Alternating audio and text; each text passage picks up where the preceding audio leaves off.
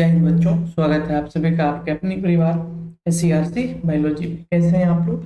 मुझे आशा है कि आप बहुत अच्छे होंगे, मस्त होंगे और अपनी पढ़ाई भी कर रहे होंगे। पहले ही हम बता दें कि आपका लाइव क्लास नहीं है, ये प्रीमियर क्लास है और ये एक रिकॉर्डेड वीडियो है। मैंने क्योंकि हमारे यहाँ पे अभी इंटरनेट कनेक्शन की बहुत बड़ी इशू है, इसके कारण हम अभी लाइव क्लास नहीं ले पा रहे हैं। और ये टॉपिक है 11th के ह्यूमन फिजियोलॉजी का, ब्लड फ्लूइड एंड सर्कुलेशन।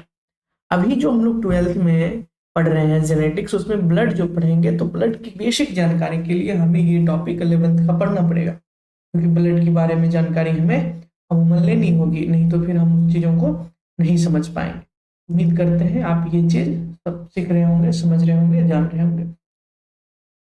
जो बच्चे पढ़े हुए हैं आप अपना देख लीजिए, रिवीजन कर लीजिए, और जो नहीं पढ़े हैं आराम से पढ़ लीजिए, नोट्स बना लीजिए। और जिन बच्चों के पास नोट्स पहले से बनाने की कोई आवश्यकता है नहीं, क्योंकि नोट्स बहुत ज़्यादा हो जाएगी तो बनाने का कोई मतलब बनता नहीं है, ठीक है।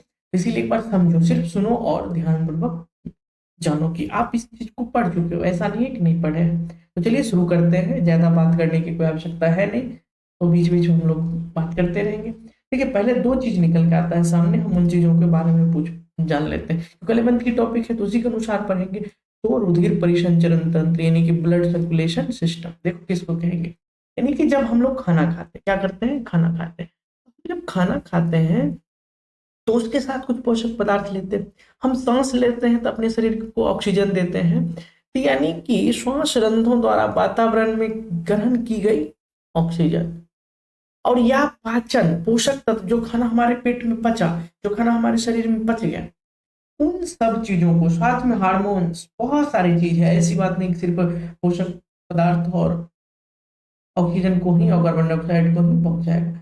यानी कि जितनी चीज शरीर के एक जगह से दूसरे जगह जाने के लिए कुछ न कुछ रास्ते या कुछ किसी न किसी चीज की मदद लेगा, वो किसके तहत आएगा, परिसंचरण तंत्र के तहत आएगा। किसके तहत आएगा, परिसंचरण तंत्र के तहत आएगा।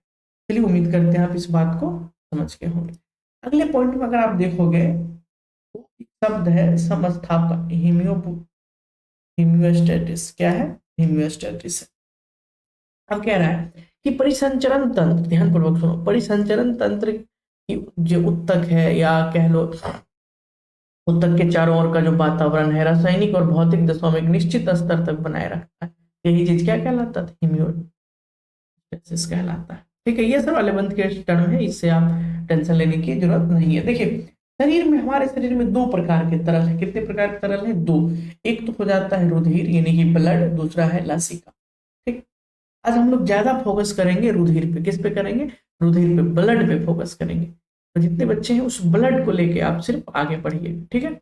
अगला पॉइंट कह रहा है कि चलिए कुछ है नहीं, एक तो रुधिर बहेगा तो रुधिर परिसंचरण तंत्र कहलाएगा, लसिका जाएगा तो लसिका परिसंचरण तंत्र कहलाएगा। इससे ज्यादा कुछ आपको हेल्प मिलेगी नहीं।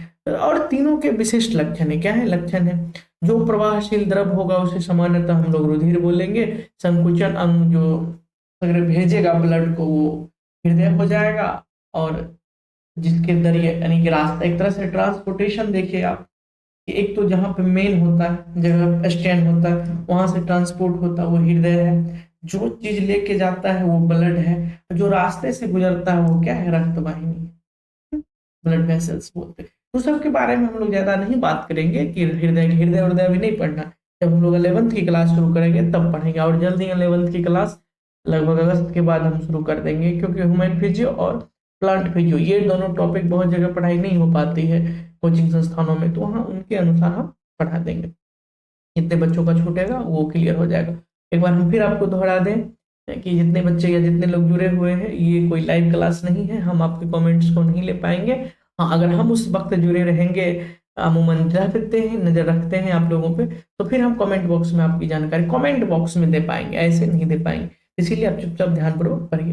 अगर परिसंचरण तंत्र की बात करें, दो टाइप के होते हैं, एक ओपन ब्लड सर्कुलेटरी सिस्टम और एक होता है क्लोज्ड। ओपन क्या होता है, जो खुला, मतलब इसे नहीं है कि शरीर से बाहर, शरीर के अंदर ही कोई व्यवस्थाएं नहीं होगी, खुले रहेगा, तो उसको हम बोलेंगे। ठीक। जैसे ये खासकर तो ऑर्थोपोडा, कीड़ा मकोड़ा सब में पाया जाता है ना। जैसे आप तिलचट्टा के बारे में निश्चित तौर पर पढ़े होंगे, तिलचट्टा पढ़े हैं। अब जैसे देखे मेरे पीछे में आपको तिलचट्टा दिखेगा, कहोगे सर दिख कहाँ रहा है, तभी हम कोशिश करते हैं आपको दिखा देते हैं। तिलचट्टा के बारे में आपको यहाँ पे चीजें दिख जाएगी आराम से। ठीक है ना, मेरे पीछे अभी आपको दिखा ना, तिलचट्टा में खुले होता है, यानी कि कुछ ही प्रकार के ज्यादा नहीं होता, एकदम पंप करेगा आराम से इधर से उधर हो जाएगा, टेंशन नहीं है लेना इसको। ठीक है, इस प्रकार से आपको ये पेज एक तरह से हमने आपको क्लियर कर दिया। चलिए अगले पेज की ओर चलते हैं और अगले स्लाइड पर हम लोग देखते हैं कि हमारे लिए क्या कुछ नया है। तो आ गया ब्लड सर्कुलेटरी सिस्टम आ गया, इसके बारे में ज्यादा हमें कुछ जानना है नहीं, क्योंकि हमें फोकस करना है ब्लड के बारे में। तो क्लोज वाला जो कहाँ पाया जाएगा, ध्यान रखिएगा, क्लोज वाला पाया जाएगा जो उच्च कोटि के जीव है। चलिए थोड़ा सा जान ही लेते हैं कि रक्त परिसंचरण का सर्वप्रथम जो खोज किया था, आप कह सकते हो अध्ययन किया था, विलियम हार्वे। कौन किया था? William Harvey. आपसे पूछा जाएगा कि रक्त परिसंचरण के जनक किसे कहा जाता है, तो विलियम हार्वे को कहा जाता है। किसे कहा जाता है? विलियम हार्वे को कहा जाता है। इसी को बोलने जाता है angiology. Angiology study of circulatory system. ठीक, यही हमने अभी कहा एंजियोलॉजी क्या है, सर्कुलेटरी ऑफ सिस्टम का अध्ययन, स्टडी ऑफ सर्कुलेटरी सिस्टम। इसमें क्या क्या पाए जाएंगे, तो आप ध्यान रखना, सर्कुलेटरी सिस्टम में ब्लड पाए जाते हैं, सर्कुलेटरी फ्लूइड जिसे बोलते हैं, फिर हृदय पंपिंग स्टेशन के रूप में हार्ट पाए जाते हैं, फिर वेसल्स के रूप में डक्ट्स पाए जाते हैं, नलिकाएं पाई जाती है। ठीक, अगर हम अब ब्लड, अब हम चलिए सीधे सीधे अपने टॉपिक पे आ गए। अब हमारे लिए टॉपिक यहाँ निकल का आया ब्लड। क्या निकल का आया? ब्लड। कह रहा है कि यह परीक्षा से देखो, आज हम इसीलिए, क्योंकि ये पुराना हमारा क्लास का बना हुआ पीडीएफ था, तो इसीलिए हमने यूज कर लिया, क्योंकि रिकॉर्डेड में जल्दी और इसमें जल्दी और हम बहुत अच्छे से सभी टॉपिक को तेजी से क्लियर कर लेंगे। और आपका रिवीजन टाइप से ही है तो कोई दिक्कत है नहीं कि लिख लिख के बताएं। लाइव क्लास आएगा तो फिर लिख के भी पढ़ लेंगे, टेंशन करने की कोई बात है नहीं। लाइव क्लास में हम लोग पढ़ेंगे क्या, जल्दी ही हम अपनी सिस्टम या सारे व्यवस्थाओं को ठीक तंदुरुस्त करने में लगे हुए हैं। देखिए क्या होता है, जल्द करने फिक्स कर लेंगे। थोड़ी सी परेशानियां भी है, कोऑपरेट करिए आप लोग, तो हो जाएगी चीजें। कह रहा है कि शरीर में जो परिसंचरित होने वाली तरल है, इसका उद्गम जो है कहाँ से होता है, तो भ्रूणीय अवस्था में मीसोडर्म द्वारा होता है। आपको ये बात याद होगा, तीसरा चैप्टर हम पढ़ाए थे, मानव जनन में आप पढ़ाए थे, एक्टोडर्म, मीसोडर्म और एंडोडर्म। और ये कैसा है, तो तरल संयोजी उत्तक है। रक्त किस प्रकार का उत्तक है, तो तरल संयोजी उत्तक है, याद रखिएगा। रक्त को आभासी उत्तक भी बोला जाता है। आभासी मतलब फॉल्स टिश्यू। आखिर क्यों दी गई है संज्ञा फॉल्स टिश्यू की, ये भी तो बात होती है ना, क्यों दी गई है फॉल्स टिश्यू, क्यों कहेंगे हम, ये प्रश्न आपसे पूछा जा सकता है कि रक्त को हम लोग फॉल्स, 11th वाले बच्चों ध्यानपूर्वक सुनो, जो रक्त की जो टिश्यू है वो फॉल्स टिश्यू क्यों कहलाती है, तो पहला पॉइंट आप याद रखना, रक्त की कोशिका कोशिका सिद्धांत का पालन बिल्कुल नहीं करती, अर्थात नई जीवन कोशिका पूर्ववर्ती कोशिका से नहीं आती। बात सही है, कोशिका विभाजन होता है, जबकि रक्त में कोई विभाजन होता ही नहीं, इसका निर्माण अलग हो जाता है, अस्थि मज्जा में जाके निर्माण हो जाता है। अब बताओ, जबकि कोशिका या उत्तक का निर्माण किससे होता है, पुराने ही नए, पुराने कोशिका से नई कोशिका बनते हैं। अब इसकी जो अर्धात्री का जो निर्माण होता है वो कोशिका द्वारा नहीं, प्लाज्मा का निर्माण अलग से हो जाता है, कोशिका द्वारा नहीं होता है। दूसरा पॉइंट ये हो गया। तीसरा पॉइंट हो गया कि इसमें मैट्रिक रेशे अनुपस्थित होते हैं। तो इस तीनों कारण की वजह से हम लोग क्यों की वाला आंसर देते हैं, यानी कि क्यों है रक्त आभासी उत्तर। तो समझ गए, उम्मीद करते हैं ये फन जानकारी जिनको नहीं पता था उनको समझ आ गई होगी। कोशिका के अध्ययन को हम लोग क्या कहते हैं, ये ब्लड के अध्ययन को हम लोग क्या कहते हैं, हिमेटोलॉजी बोलते हैं। क्या बोलते हैं? हिमेटोलॉजी। ये सब शब्द आपको याद रखनी होगी जो 12th के बच्चे। देखिए हम आपको याद दिला दें, रक्त का जो निर्माण होता है लाल अस्थि मज्जा में होता है। किसमें होता है? रेड बोन मेरो में होता है। और जब भ्रूणीय अवस्था में शिशु रहते हैं तो इनके यकृत में होता है। याद रखिएगा, जब भ्रूणीय अवस्था होता है, यानी हम आपको वहां पे भी बताए होंगे, तीसरा चैप्टर भी जब आपको पढ़ा रहे थे तो वहां पे भी हमने समझाया था कि माँ के गर्भ में जो फीटस है उनमें जो भ्रूण बन रहा है वो किसके मदद से बनता है? लीवर की मदद से बनता है। रक्त के निर्माण की प्रक्रिया को हिमेटोपोएसिस बोलते हैं। क्या बोलते हैं?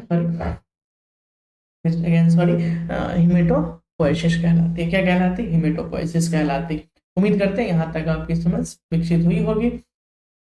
याद रखना हमारे शरीर की 8% भाग पे कौन मतलब भाग क्या है, रुधिर है। यानी कि आपके शरीर की जितनी वजन है उसके अनुसार 8% आपके हो जाएंगे। जैसे आप 80 kg के हैं तो अमूमन 8 लीटर आपके शरीर में ब्लड होंगे, वैसे 5 से 7 लीटर अमूमन मानव के शरीर में पाए जाते हैं नॉर्मली, आप एवरेज में लोगे तो।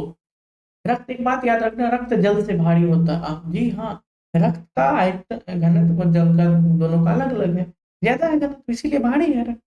सीधी सी बात। पीएच मान अमूमन 7.4 लेता है, कितना लेगा 7.4। स्वाद कैसा होगा, नमकीन। जी जरूर, आप देखे होंगे आपके होंठ या मुंह के अंदर के कोई भाग कटा होगा तो आपको हल्का नमकीन लगा, या हाथ हर कभी कभी कट जाता है तो हम लोग ऐसे कर लेते हैं तो क्या होता है, वो नमकीन स्वाद हमें बुझाता है। क्या बुझाता है, नमकीन स्वाद बुझाता है। ठीक, अगले स्लाइड पे चलते हैं, चीजों की जानकारी हम लेते चलते हैं। और सबसे पहला टॉपिक हमारे लिए निकल कर आता है लाल रक्ताणु, यानी कि आरबीसी। क्या बोलेंगे इसे, आरबीसी।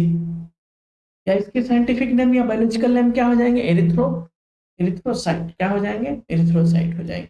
इसके बारे में जानना शुरू करते हैं। इनका खोज सर्वप्रथम लुई वैन हॉक ने किया था। कौन किया था, सर्वप्रथम लुई वैन हॉक ने किया था। कितने में, 1674 ईस्वी में, एक छोटा गोल कण के रूप में। हाँ, ये गोलाकार ही होता है। कैसा दिखेगा, तो देखिए ये अंडाकार दिखता है, ओवल शेप के दिखता है, या बायकॉन्केव यानी कि उभयउत्तल दिखता है। केंद्रक युक्त होते हैं, बहुत में केंद्रक नहीं होता है स्तनी में, जैसे ऊंट में, और एक लामा है, ऊंट और लामा में केंद्रक नहीं होते। पूर्ण आरबीसी वृत्ताकार होते हैं, कॉनकेव्स होते हैं, और न्यूक्लियर ये सॉरी कह सकते हैं आप केंद्रक विहीन होते हैं, जो विकसित हो जाते हैं परिपर्ण। हम परिपक्व की बात के ऊपर में जो केंद्रक युक्त लिखा गया है वो अनमेच्योर्ड है, वो जो आप कह सकते हैं न्यू बॉर्न आरबीसी में होगा। जब वो परिपक्व हो जाएगा तो केंद्रक विहीन हो जाएगा। ठीक है, ये दोनों चीज याद रखिए। ठीक? आकृति अलग अलग होते हैं, आकृति की साइज की हम किस बात करेंगे नहीं ज्यादातर। तो आगे बढ़ते हैं, चीजों को जो इंफॉर्मेटिव बात होंगी उन्हीं को हम कलर करेंगे। ठीक है, देखिए लाल रक्त कणों की संख्या अलग अलग जंतुओं में अलग अलग होती है। जी हाँ, जैसे आप रख लो अपनी लोग के शरीर में 45 से 55 लाख प्रति mm³ होते हैं। 45 से 55 रख लो, 50 से वहां 55 है। वयस्क में देखो है ना 45 लाख mm³, यहाँ पे लिख लेना। जन्म के समय क्या रहता है, 68 लाख mm³ रहता है। तो ये अलग अलग होते हैं, तो हम लोग अप्रोक्स मानते हैं 45 से 55 लाख mm³। कितना मानते हैं, 45 से 55 लाख mm³ मानते हैं। चलिए, यहाँ पे आपको दिख रहा होगा रेड, ये जो आपको ऊपर मेरे सर के ऊपर में एक क्लिप चल रही है, एक एनिमेशन चल रही है, ये क्या है, आरबीसी है। क्या है ये, आरबीसी है। ये जो आपको दिख रहा है ये आरबीसी दिख रहा है। क्या दिख रहा है, ये आरबीसी दिख रहा है। ठीक, आगे बढ़ते हैं और आगे चीजों को देखते हैं। आरबीसी की गणना हम किसके द्वारा करेंगे, हीमोसाइटोमीटर के द्वारा। किसके द्वारा हम लोग गणना करते हैं, हीमोसाइटोमीटर के द्वारा। आरबीसी की गणना किसके द्वारा करेंगे, हीमोसाइटोमीटर के द्वारा करेंगे। थोड़ी सी देखने में या पढ़ने में परेशानी हो रही होगी तो सिर्फ आप मेरे आवाजों को ध्यानपूर्वक सुनो, काम चल जाएंगे, कोई दिक्कत की बात है नहीं। आरबीसी की कमी से एक रोग होता है जिसे हम लोग खून की कमी कहते हैं, एनीमिया रोग कहते हैं। क्या कहते हैं, एनीमिया रोग, जिसमें हीमोग्लोबिन की क्या हो जाती है, कमी हो जाती है। अगर शरीर में इसकी अधिकता भी हो जाए, तो कमी से तो रोग हो रहा है, अधिक मात्रा में बनने से भी रोग होती है, पॉलीसाइथेमिया बोलते हैं। कौन सा रोग बोलते हैं, पॉलीसाइथेमिया बोलते हैं। ये दोनों बात याद रखिएगा अच्छे तरीके। लाइफ स्पान कितने दिनों का होता है, जो इनकी लाइफ अवधि, जीवन अवधि कितने दिनों का होता है, ये 120 दिन तक जीता है। कितने दिन तक जीता है, 120 दिन तक जीता है। ये बात हम लोग जान गए। देखिए इसमें क्या क्या रहेंगे, 64% आरबीसी के अंदर 64 जल, 28% हीमोग्लोबिन, 7% लिपिड, 3% शर्करा, लवण और एंजाइम्स पाए जाते हैं उस सेल्स के अंदर। ये जो आपको गोल गोल गोल गोल दिख रहा है यहाँ पे, इसके अंदर की हम बात करें। ठीक है, बाहर अलग अलग होंगे। फिर आपको सर 90% फिर किस पे होता है, जल, तो वो आएंगे रक्त में होता है 90%, प्लाज्मा का 90%, प्लाज्मा का 90% भाग हो जाता है। इसमें क्या क्या अनुपस्थित होगा, तो बहुत सारे सेल ऑर्गेनल्स अनुपस्थित होंगे, जैसे केंद्रक तो होगा ही होगा, साथ साथ अंतःप्रदर्भी जालिका भी हो जाएंगे अनुपस्थित, माइटोकॉन्ड्रिया भी हो जाएंगे अनुपस्थित, गोल्गी काइम भी हो जाएंगे अनुपस्थित। श्वसन वर्णक के रूप में इसमें क्या पाया जाएगा, तो याद रखिएगा हीमोग्लोबिन। आपसे पूछेगा रेस्पिरेटरी पिगमेंट क्या है, तो हीमोग्लोबिन है। ये एरिथ्रोपोएसिस है, किस प्रकार निर्माण होता है, तो इस पे हम नहीं आएंगे क्योंकि बहुत लंबा टॉपिक होते हैं, बहुत ज्यादा इसमें डिस्कशन की बात आती है, इसीलिए इसको छोड़ के हम लोग आगे बढ़ते हैं। ठीक, अब हम लोग पढ़ते हैं डब्ल्यूबीसी, क्योंकि हमें आरबीसी, डब्ल्यूबीसी और प्लेटलेट्स के बारे में ही तो ही जानकारी लेनी है ना, बेसिक बातें। फिर हम लोग उसके बाद पढ़ेंगे जो कह सकते हो आप क्या, वंशागति पढ़ेंगे, रक्त का वंशागति ही तो है, ब्लड ग्रुप पढ़ेंगे क्या, उस खास करके बोलो ब्लड ग्रुप। ये डब्ल्यूबीसी है, इसको हम लोग ल्यूकोसाइट बोलते हैं, बायोलॉजिकल नेम इसके क्या है, ल्यूकोसाइट है। ठीक है, यह क्या होगा, प्राय रंगहीन होगा। केंद्रक में, ये याद रखिएगा, केंद्रक में इसमें कोशिका पाई जाएंगी और इसे वास्तविक कोशिका बोला जाता है। इस उत्तक का, रक्त उत्तक का क्या है, डब्ल्यूबीसी वास्तविक कोशिका केंद्रक उपस्थिति के कारण माना जाता है, क्योंकि इसके संरचना में माइटोकॉन्ड्रिया और गोल्गी उपकरण भी पाए जाते हैं। ठीक, इसका आकार लगभग 8 से 15 म्यू होते हैं। ल्यूकोसाइट की संख्या 6000 से 10,000 के बीच मानी गई। इससे ज्यादा होगा तो फिर एक कैंसर नामक रोग होता है, जिसे हम लोग ब्लड कैंसर कहते हैं। 15 से 20 लाख के आसपास पहुंच गया तो, लाख कह रहे हैं, 15 से 20,000 के आसपास पहुंच गया तो फिर हो जाएगा कैंसर। क्या हो जाएगा, कैंसर। देखिए 12,000 mm³ से अधिक हो जाने पे इस स्थिति को क्या कहते हैं, ल्यूकोसाइटोसिस, जो बाद में यही कैंसर कहलाता है, ल्यूकेमिया करके। नीचे में आ गया, देखिए लेना आ गया ना।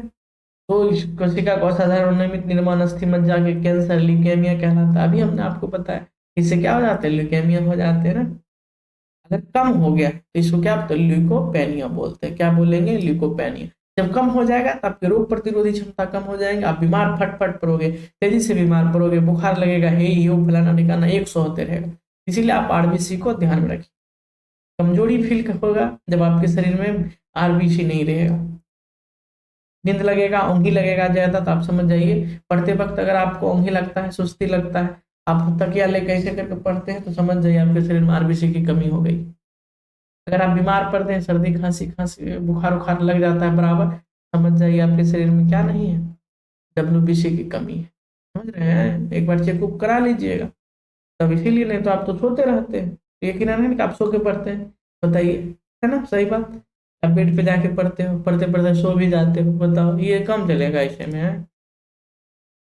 अब देखो इसमें अगर हम बात करें तो डब्ल्यूबीसी दो प्रकार, ज्यादा हम उसमें बात नहीं करेंगे डिटेल में जाके, सिर्फ आप ये जानो दो प्रकार के डब्ल्यूबीसी, एक होता है ग्रेनुलोसाइट्स, एक होता है एग्रेनुलोसाइट्स।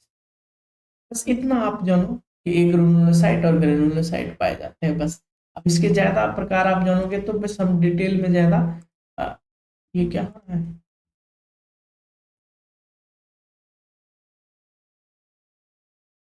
हाँ, बस यहाँ पे आप देख लो। ग्रेनुलोसाइट्स के बारे में अगर हम बात करें तो ये 3 प्रकार के होते हैं, यहीं से याद रख लेना, न्यूट्रोफिल्स, इओसिनोफिल्स और बेसोफिल्स। एक ग्रेनुलोसाइट कितने प्रकार के होते हैं, 2 प्रकार का आप कह सकते हो, लिम्फोसाइट और मोनोसाइट। मोनोसाइट में भी, सॉरी, लिम्फोसाइट के भी कोशिकाएं के नाम है, B lymphocyte, T lymphocyte, natural killer cell.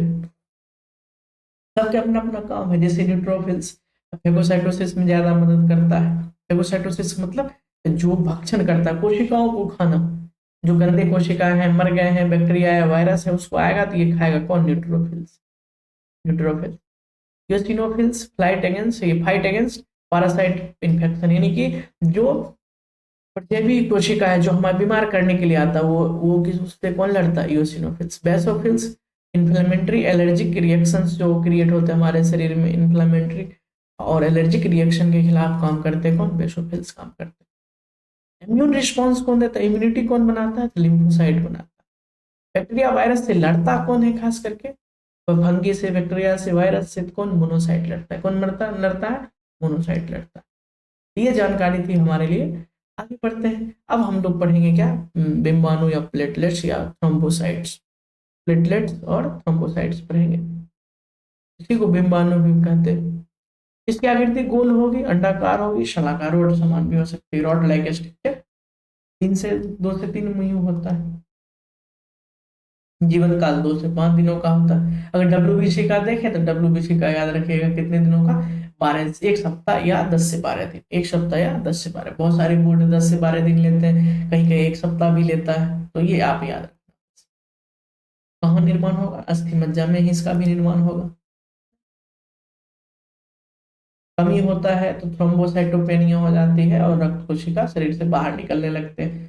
Platelets की कमी, प्लेटलेट्स की कमी किस बीमारी में होती है अचानक? तो डेंगू बीमारी जब आपको होगा ना, तो फिर प्लेटलेट्स की कमी धाए धाए होगा। समझ रहे हैं?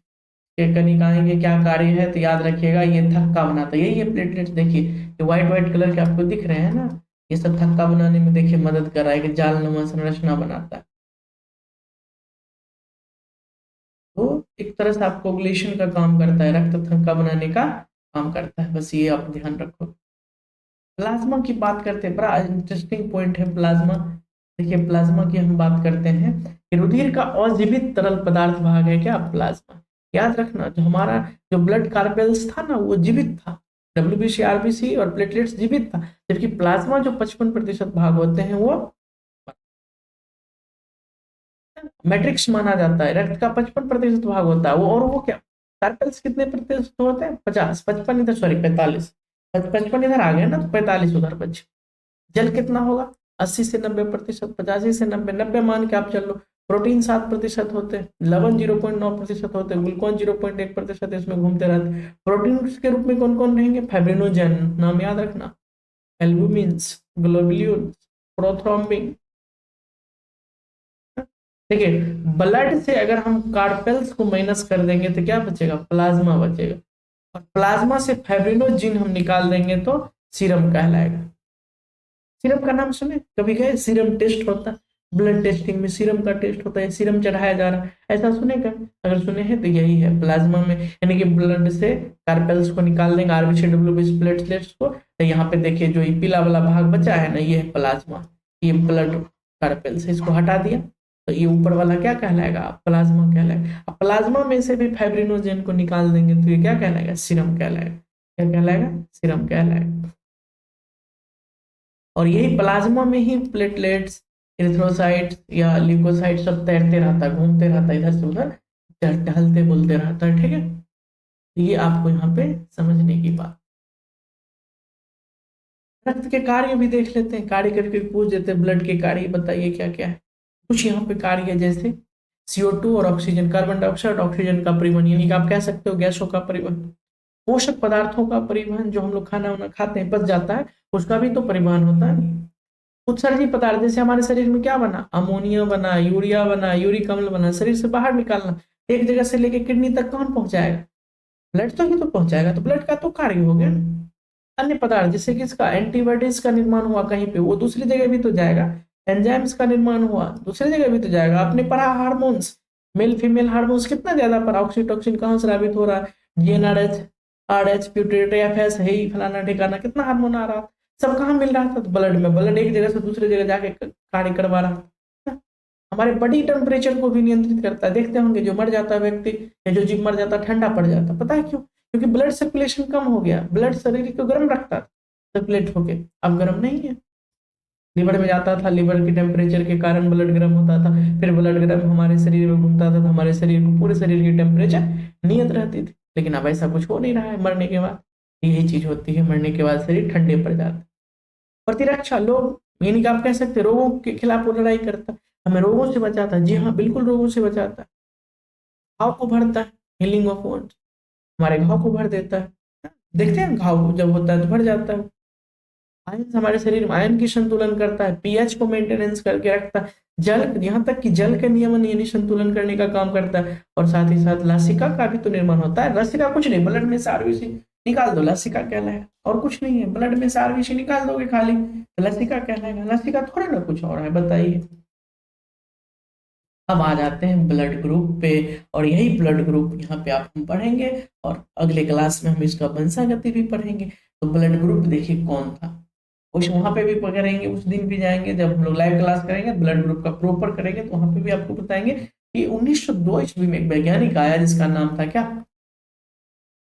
Karl Landsteiner. और इन्होंने देखा कि आरबीसी की सतह पे ग्लाइकोप्रोटीन की बाहरी कण पाया जाता है, जो रोग करने वाला था, रोग जनित था, पैथोजन था। पैथोजन ये नहीं कह सकते, एंटीजन उसका नाम रखा। और ये किस प्रकार के होते थे, capital A and capital B. कहोगे sir capital A capital B क्यों कर रहे हैं, तो क्योंकि हम लोग फिर दूसरा चीज भी तो पढ़ेंगे। फिर कार्ल लैंडस्टीनर ने क्या किया, रक्त आरबीसी को तो अध्ययन किया ही क्या, साथ ही साथ प्लाज्मा का भी अध्ययन किया। तो देखा प्लाज्मा में भी कुछ कुछ पदार्थ घूम रहा है, दो कौन पदार्थ है, वो एंटीजन के विपरीत गुण वाले थे, जिसका नाम एंटीबॉडी रखा। ये दो प्रकार, स्मॉल ए स्मॉल बी प्रकार, तो फर्क होगा ना, स्मॉल ए कैपिटल बी करके रखेंगे तो उसमें क्या होगा, फर्क देखने को मिलेगा ना। और इसी एंटीजन और एंटीबॉडी के आधार पर कार्ल लैंडस्टीनर ने एक ब्लड ग्रुप सिस्टम बनाया, जिसको एबीओ सिस्टम कहते हैं। क्या कहते हैं, एबीओ सिस्टम कहते हैं। हमारे शरीर में याद रखिएगा 3 प्रकार के ब्लड ग्रुप जो सह प्रभावी का नियम का पालन करता है। यही ना हम लोग देखे थे, सह कोडोमिनेंस के नियम के कारण ब्लड ग्रुप कितने हो जाते हैं, 4 प्रकार हो जाते हैं। कितने हो जाते हैं,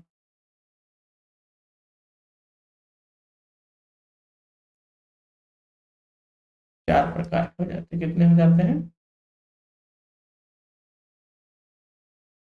4 प्रकार के हो जाते हैं। ठीक है, जैसे यहाँ पे आप देख लो, ध्यानपूर्वक देखो, याद रखने का ट्रिक एक है, हम देखो हम बताते, ब्लड ग्रुप ए में हमेशा याद रखना ए एंटीजन पाया जाए। ए एंटीजन वाले ब्लड, एंटीजन ए अगर होगा तो blood group A, antigen B होगा तो ब्लड ग्रुप बी, याद रखना एंटीजन ए तो blood group B, sorry A, antigen B तो blood group B, antigen A B तो blood group A B, antigen A B तो ब्लड ग्रुप ए बी। और जिसमें कोई एंटीजन नहीं तो उसको ओ से नॉट भी कहते हैं। इसको ही नहीं मतलब नहीं कुछ है इसमें, नहीं कुछ है, ओ में क्या है, नहीं एंटीजन है। तो जब ओ में एंटीजन नहीं, आप देखो उल्टा चलते हैं, अगर ए एंटीजन है तो बी एंटीबॉडी होगा, अगर बी एंटीजन है तो ए एंटीजन होगा, एंटीबॉडी होगा सॉरी। ए बी एंटीजन है दोनों तो एंटीबॉडी इसमें ऊपर उपस्थित रहेगा, और जब इसमें एंटीजन एक को नहीं है तो एंटीबॉडी दोनों हो जाएगा। लेकिन याद करने का, ब्लड ग्रुप याद करने का तरीका है, एंटीजन ए तो blood group A, antigen B तो blood group B, antigen A B दोनों तो blood group A B, antigen कुछ होने तो ओ, कुछ भी नहीं तो क्या, वो ब्लड। चलिए यहाँ तक आप समझ गए बातों को। अब देखिए यहाँ पे भी वही बात है, कुछ कुछ परसेंटेज है, इसको आप ध्यान में नहीं रखना, ये पुराने डाटा है, कोई खास चीज है नहीं। ब्लड ग्रुप ए में एंटीजन ए पाया जाएगा, ब्लड ग्रुप बी में एंटीजन बी पाया जाएगा, ए बी में दोनों पाया जाएगा, ओ में कुछ नहीं पाया जाएगा। तो एंटीबॉडी कौन पाया जाएगा, तो ए में बी पाया जाएगा, बी में ए पाया जाएगा, ओ में ए बी में कुछ नहीं पाया जाएगा, और ओ में दोनों पाया जाएगा। ठीक, अब चलिए ब्लड ग्रुप कुछ नोट की बातें हैं बता देते हैं आपको कि ब्लड ग्रुप ओ है, उसमें एंटीजन अनुपस्थित है। देखिए क्या एंटीजन नहीं है, यहाँ पे देखिए एंटीजन है नहीं है, इसको ब्लड ग्रुप ओ को सर्वदाता, ये सबको दे सकता है। फिर आता है A B blood group, A B में देखिए क्या एंटीबॉडी नहीं है तो सबसे ही ले सकता है, ए बी सर्वग्राही होता है, यूनिवर्सल डोनर होता है, सॉरी रिसिपिएंट होता है, ठीक, डोनर तो होता है ओ डोनर होता है। ग्राही होगा ए बी और दाता होगा ओ बी, ओ सॉरी ओ बी नहीं ओ। देखिए वंशागति, रक्त समूह का वंशागति किसे कहेंगे, थोड़ी सी जानकारी आप यहाँ ले लो, फिर आगे बढ़ेंगे हम लोग, कोई दिक्कत है ना।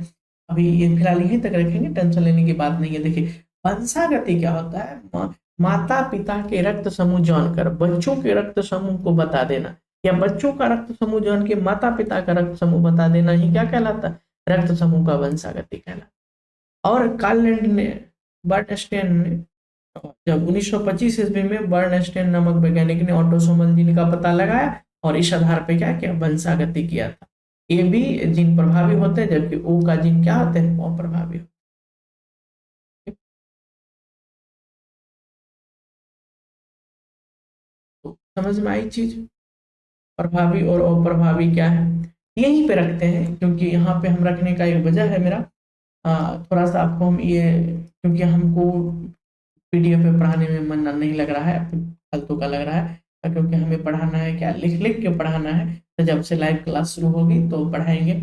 और एक इन्फॉर्मेशन हम आपको दे दें कि आज के बाद 2-3 दिनों के लिए लाइव क्लास बंद रहेगी, क्योंकि थोड़ा सा पार्टी फंक्शन या कह लो शादी विवाह है आसपास के मित्रों का, तो उसमें हम शरीक होंगे, वो पढ़ाई थोड़ी सी बाधित होगी। इसके लिए देखते हैं क्या आप कर पाते हैं, हम फिर आते हैं तो जोर शोर से शुरू करेंगे। टेंशन लेने की बात है नहीं। थोड़ा सा लंबा चल जाएगा क्योंकि उसके बाद बच्चे का घर में एग्जाम है, नीट का एग्जाम है, छोटे छोटे बच्चे हैं अपने घर के, उनका एग्जाम है, उनके साथ जाना होगा उनके सेंटर पे, फिर आएंगे तो फिर एक साथ ही अटेंड करनी है, लेकिन बीच में पढ़ाई होगी। हम चाहेंगे कि क्लास चलता रहे आपका, समय निकाल निकाल के किसी प्रकार करेंगे। तो अगर कोई बच्चा नोट्स वोट्स बनाना चाहते हो तो हम अपनी थोड़ी सी इमेज को हटा देते हैं अगर चाहोगे तो, या आप पीडीएफ डाल भी देंगे, इस वाला ये वाला पीडीएफ हम आपको वहाँ पे अटैच करके दे देंगे, टेंशन की कोई बात है नहीं। क्लास के नीचे कमेंट बॉक्स में कल ही हम क्या करेंगे, पीडीएफ का लिंक डाल देंगे, ठीक है। कल के क्लास में डाल देंगे या अगले दिन किसी दिन हम डाल देंगे, या कहोगे तो एक बार आपसे बातचीत करते करते हटा देते हैं, टेंशन की कोई बात है नहीं। यहाँ से आप देख लो और चीज़ों को हम बैक करते चल जाते हैं, चीज़ों को आप देख लोगे। इसमें तो बहुत लंबा समय लग जाएगा, देख लीजिए इस प्रकार से आप इसका फोटो ले सकते हैं, जो बच्चे लेना चाहते हैं इसका ले लीजिए। फिर हम बैक चलेंगे, एनिमेशन क्रिएट वाला है, ये वाला आप तस्वीर ले सकते हो, इतने देर में आप ले सकते हो, कोई बड़ी बात है नहीं। वीडियो रोको और लो। ये प्लाज्मा अगर हम पढ़ लिए तो ये वाला भी आप ले सकते हो, प्लेटलेट्स 3 ही लेना है अमूमन आपको, अगर इसमें से भी वही जानकारी आप लिखना जो आपके काम के होंगे। 11th वाला तो पूरा लिख सकता है, कोई बड़ी बात है नहीं, ये वाला भी तस्वीर आप ले सकते, ये वाला भी ले लीजिए। 11th वाले आप लोग लिखना पूरा चीज क्योंकि आपके लिए जरूरत है। 12th वालों के लिए उतना जरूरत नहीं है क्योंकि वो इन सब चीजों को क्या किए हैं, पढ़ के ही आए हैं, क्या करके आए हैं, पढ़ के ही आए हैं, तो इसके लिए उनको कोई दिक्कत है, वो उन्हें सब चीज़ पहले से जानकारी है, टेंशन लेने की कोई बात है। यहाँ तक बस आप लोग, इसके बाद कोई दिक्कत नहीं है लिमिट की, ठीक है। यहाँ तक से ही आपका काम चल जाएगा। चलिए ठीक है, तो क्या करें, आज के लिए इतना तक ही क्लास को रखें। आधा घंटा क्लास उचित था, हमने बेसिक बातों को ही बताया है कि ठीक है ना, कुछ हो पाए उससे अच्छा है कि आपका थोड़ा बहुत क्लास हो रहा है, तो ये बेहतर है, ये चीज़ हमें भी अच्छा लगता है। चलो रिकॉर्डेड फॉर्म में ही वीडियो प्रोवाइड कर दी जाए, तो कोई दिक्कत की बात है नहीं, कोई इशू है नहीं, उसमें भी क्या जाता है, तो ठीक ठाक है। चलिए मिलते हैं आपसे अगली क्लास में, तब तक के लिए हैव ए नाइस डे। कुछ रात्रि में ये अपलोड होगी वीडियो, तो उसके लिए आपको शुभ रात्रि, और इंतजार करिए थोड़ा आप ये वीडियो आने तक, ठीक है। तो चलिए एक बार हम अपना चेहरा भी आपको दिखा दें जाते जाते। तो कैसे हैं आप लोग, फिर से पूछ रहे हैं आप लोगों से, आप लोग अच्छे से रहिए, मस्त रहिए, घूमते रहिए और खुशी रहिए, अपने आप को खुश रखिए, पढ़ाई भी करते रहिए। मिलेंगे थोड़ी सी समय के बाद। थैंक यू, बहुत बहुत धन्यवाद आप लोगों का।